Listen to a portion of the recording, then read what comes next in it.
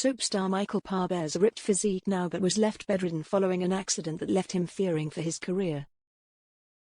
This week, Emmerdale viewers are set to be on the edge of their seats as April Windsor faces a perilous situation, being held at the brink of a multi-story car park by the merciless boxing promoter Jade. Ross Barton, portrayed by Michael Parr, is putting his punch to use once more as he attempts to save her. Parr, who marked his return to the soap after 6 years just a few weeks prior, plunged right back into action with a narrative revolving around bare-knuckle boxing. The tension is ramping up in the dramatic scenes at the car park, which holds tragic significance for April's mother Donna, also Ross' former partner who committed suicide there a decade ago. While the storyline is keeping fans glued to their screens, it's hard to overlook Michael's chiseled form during the fight sequences. However, not long ago, an incapacitating back injury left Michael, who had ventured to the US in search of new opportunities, bedridden and dreading for his career. This was compounded by a severe scare with what was suspected to be Legionnaire's disease, a condition that proves fatal in 10% of cases, reports The Mirror. Michael, known for his role on Emmerdale from 2013 to 2018, said, "If you can't move, you can't act. To go from that to where I am now seems like a miracle." The irony lies in the fact that Michael's attempt to maintain fitness led to his injury. He compressed a nerve and severely injured a disc in his lower back while training at the gym. Explaining the ordeal, he confessed, "It was terrifying. It was by far the worst pain I've felt in my entire life. The injury froze me and I couldn't move," recounting how the injury confined him to his bed and hindered even his breathing.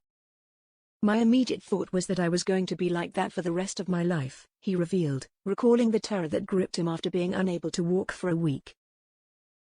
"The panic really set in that I'd done myself some permanent damage." His recovery from the injury was still underway when he found himself battling suspected Legionnaire's disease during a film shoot with Bollywood's finest in India.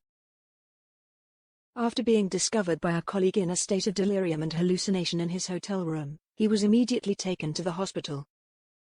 "I dropped about 20 pounds in 4 days and my cheekbones were starting to protrude," he described the alarming physical effects. "I'd been in my room hallucinating for 4 days.